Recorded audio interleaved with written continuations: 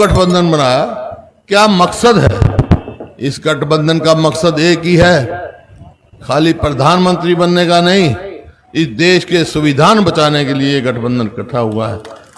एक संविधान बचेगा तो प्रजातंत्र बचेगा, और प्रजातंत्र बचेगा तो आपके अधिकार बचेगा, चाहे उसमें वोट का अधिकार हो चाहे कोई भी अधिकार हो, नहीं तो मामला गड़बड़ा जाएगा। इस वास्ते इकट्ठा हो।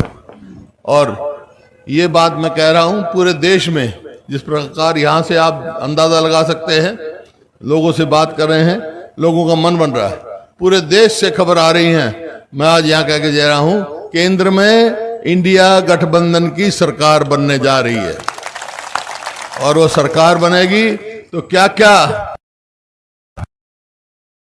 चौधरी उदयवान जी ने बता दिए, अलग अलग वर्गों के लिए, किसान के लिए क्या करेंगे, महिलाओं के लिए क्या करेंगे, बेरोजगारों के लिए क्या करेंगे, गरीब आदमी के क्या, सब विस्तार से बता दिए। लेकिन एक और बात मैं बताना, यहाँ खास तौर पे आया हूँ, मैं सारे हरियाणा में घूम के आया हूँ, हर जगह मैंने सवाल पूछा है, आपसे भी पूछूंगा, और जवाब भी जो उन्होंने दिया वो बता दूंगा, आप जो जवाब दोगे आगे जाके बता दूंगा। मेरे को लगा, पूरे हरियाणा में घुमा हूं, कि हरियाणा की 36 बरादरी ने ये भी मन बना लिया है कि आने वाली जो 3 महीने के बाद चुनाव होंगे ना हरियाणा में, वहां भी कांग्रेस की सरकार बनाने का मन बना लिया। अब यही सवाल मैं आपसे पूछता हूं, आप हरियाणा में कौन सी पार्टी की सरकार चाहते हो? कांग्रेस की। हर जगह पूछा मैंने, ये जवाब मिल रहा है। ये क्यों, क्या कारण है कि हर जगह से आवाज आ रही है कि हरियाणा में कांग्रेस की सरकार चाहते हैं?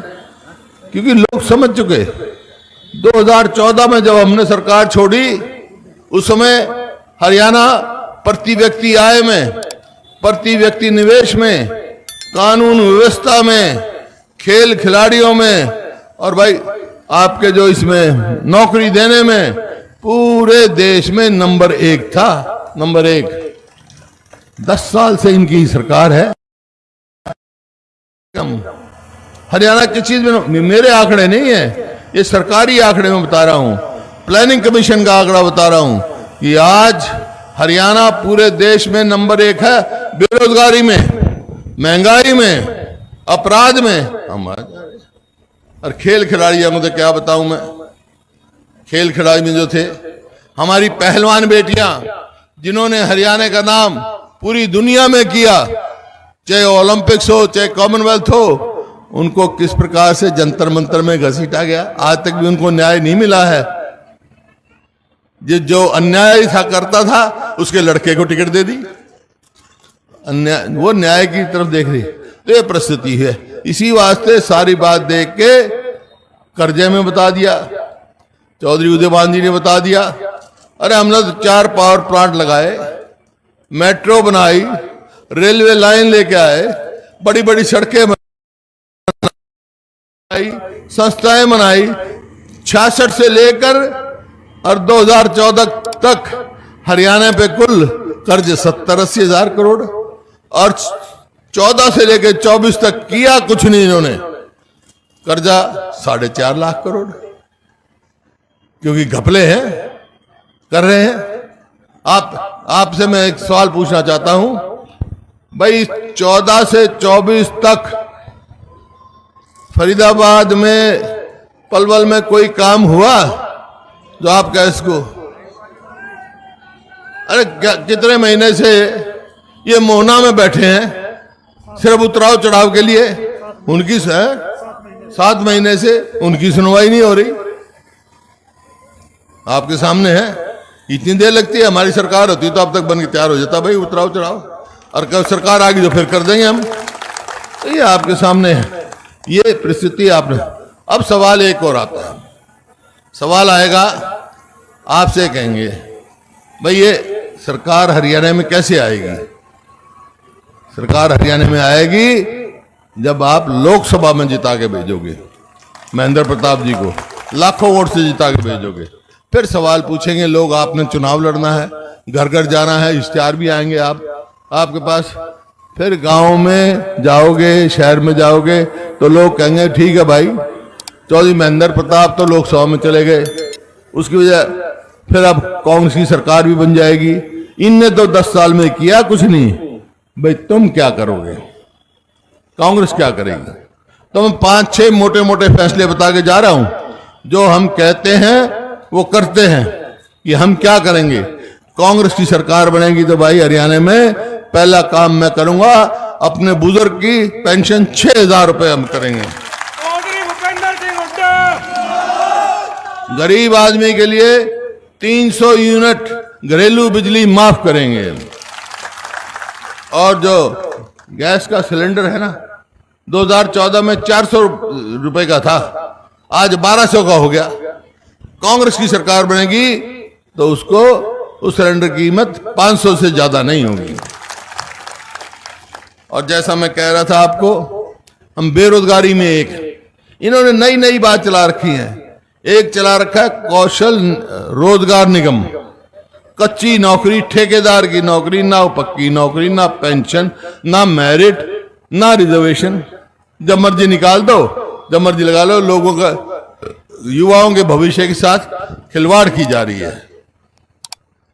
और आज हरियाणा में 2 लाख पक्की सरकारी नौकरी खाली हैं, लगाई नहीं इन्होंने।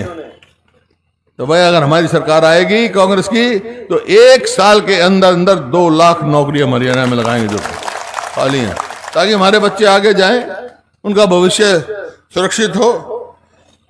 किसान का आपने बता दिया उदयबान जी ने, वो तो मैं तो पहले ही उस कमेटी का पहले वर्किंग ग्रुप में भी हमने किसान के साथ किसान लाभदायक हो सकती है, उसकी लागत जमा 50% स्वामीनाथन के हिसाब से उसको मुनाफा मिले जब किसान की 2022 तक हम किसान की, सुना होगा आपने ने कहा, आमदनी तो दुगनी नहीं हुई किसान की, लागत दुगनी से ज्यादा हो गई। देख लो 2014 में डीजल का क्या भाव था, खाद का क्या भाव था, कीटनाशक दवाइयों का क्या भाव था। टैक्स पे टैक्स लगाए जा रहे हैं। जीएसटी खत्म करेंगे, लागत कम करेंगे, मुनाफा ज्यादा बढ़ाएंगे, किसान को कर्जे से लेकर कर्ज मुक्ति तक लेके जाएंगे। तो ये आपका सामने है। फिर जो कर्मचारी हैं उनकी मांग आती है ओल्ड पेंशन स्कीम लागू करो। तो हमने पहले कह दिया था, वो हमारी फर्स्ट राजस्थान में करवाया हमने लागू, हिमाचल में करवाया, छत्तीसगढ़ में करवाया। पहली कैबिनेट मीटिंग में ओल्ड पेंशन स्कीम लागू करेंगे। और खिलाड़ियों के लिए जो हमारी नीति थी, पदक लाओ पद पाओ, ताकि हमारी युवा पीढ़ी एक अच्छे काम के लिए लगे, कंस्ट्रक्टिव काम के लिए लगे, नशे में ना डूबे। नशा बहुत बढ़ गया है, उससे बचना है तो खेलों को आगे प्रोत्साहन देना पड़ेगा, खिलाड़ियों को उसमें लगाना पड़ेगा, जवानों को। तो इस वास्ते हम वो पॉलिसी करेंगे। और सरकारी कर्मचारी के भाई, जब 14 में हम कैबिनेट में फैसला किया था कि पंजाब के बराबर पे स्केल देंगे अपन सरकारी कर्मचारियों को। तो इस प्रकार से है ये सारी बातें। आपके अपराध देख रहे हो आप, अपराध जो है हरियाणा में कितना बढ़ गया। रोज फिरौतियां मांगी जा रही हैं, रोज कत्ल हो रहे हैं, लेकिन कोई पूछ नहीं है। ऐसा प्रतीत होता है हरियाणा में सरकार ही नहीं।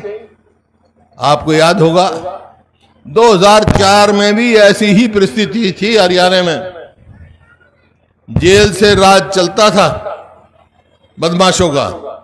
2005 में आपने आशीर्वाद दिया, हमारे को बनाया, मैंने बनते ही एक बात कह दी थी कि बदमाशों, या तो बदमाशी छोड़ दो या हरियाणा छोड़ दो। 10 साल तक कुछ नहीं हुआ भाई, शांति से रहे। आज फिर कह के जा रहा हूं, हरियाणा में कांग्रेस की सरकार बनते बदमाशों को हरियाणा में नहीं रहने देंगे हम। तो ये है आपके सामने। लेकिन सारे काम होंगे कब होंगे? पहला काम तो लोकसभा का है ना। लोकसभा में भाई चौधरी महेंद्र प्रताप को ज्यादा वोटों से जिता के भेज दो, लाखों वोटों से, आपका काम बन जाएगा। तो मेरी बात मानोगे आप? एक बात मानोगे एक बात मेरी मान लो, एक बात तुम्हारी मान लूंगा मैं। मेरी क्या मानोगे? मेरी मानो कि चौधरी महेंद्र प्रताप को यहाँ भारी बहुमत से जिता के भेजो, ठीक है। और तुम्हारी क्या मानूंगा? जो मैंने सवाल पूछा तुम्हारे से, मैंने पूछा था आपसे कि कांग्रेस किसकी सरकार चाहिए, आपने कांग्रेस की सरकार। बस तुम्हारी बात ये मानूंगा, इनको जिता के भेज दो।